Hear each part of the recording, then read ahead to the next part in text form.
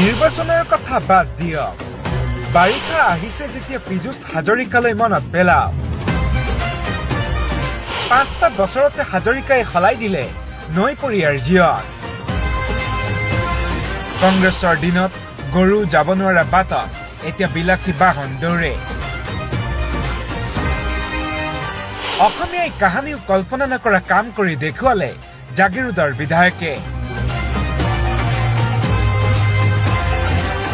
যোৱা ৫টা বছৰত কোনজন মন্ত্ৰীয়ে আটাইতকৈ বেছি গঞা ৰাইজৰ উপকাৰ সাধিলে বুলি যদি কোনোৱে প্ৰশ্ন কৰে, তেন্তে কোনোবা জকাইচুকীয়া গাঁৱৰ যদুমধিয়েও তপৰাই উত্তৰ দিব পীযুষ হাজৰিকা বুলি।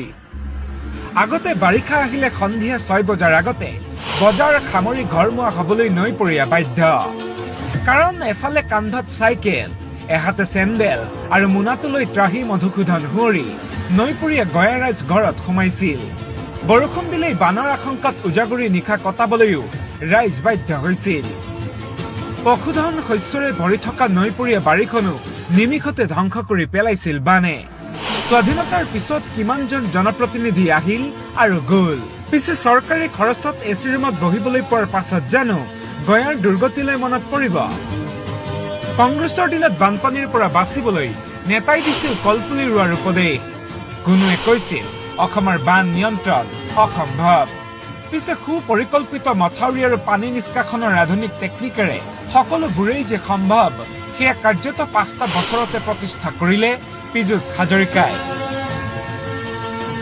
পিছে এনে কি কাম কৰিলে পীযুষ হাজৰিকাই, যিয়ে নেকি কেৱল নৈপৰীয়াৰ জীৱনেই নহয়, সলাই পেলালে গ্ৰাম্য অৰ্থনীতিও। প্ৰথম কথাটো হ'ল জলসম্পদ মন্ত্ৰী হিচাপে বিভাগীয় দায়িত্ব লৈ এচি ৰুমত বহি থকাৰ সলনি গ্ৰাউণ্ডত গৈ সমস্যাৰ বুজ লোৱালে। চাকৰি থাকিও কংগ্ৰেছৰ দিনত কৰিবলৈ কাম নোপোৱা অভিযন্তা কৰ্মচাৰীক মন্ত্ৰী হাজৰিকাই দায়িত্ব সোঁৱৰাই নমাই দিলে ফিল্ডত। কংগ্ৰেছৰ দিনত অভিযোগ থকা সেই একেখিনি বিষয়া কৰ্মচাৰীৰ শেহতীয়া পাৰফৰ্মেন্সক আপুনিও প্ৰশংসা কৰিবই লাগিব। এতিয়া গ্ৰাউণ্ডত গৈ মন্ত্ৰীয়ে গঞাৰ সৈতে ডাইৰেক্ট কৰা কানেকশ্যনে ঠিকাদাৰৰ দুৰ্নীতিৰো মুদা মাৰিলে।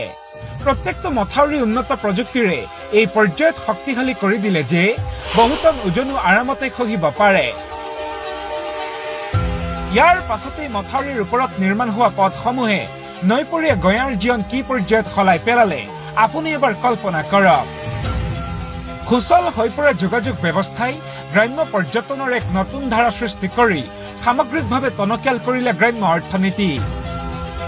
পীযুষ হাজৰিকাৰ দূৰদৰ্শী চিন্তাৰ বাবেই ৫টা বছৰতে মচি পেলালে নদীপৰীয়া মানে পিছপৰা অঞ্চলৰ অভিধা।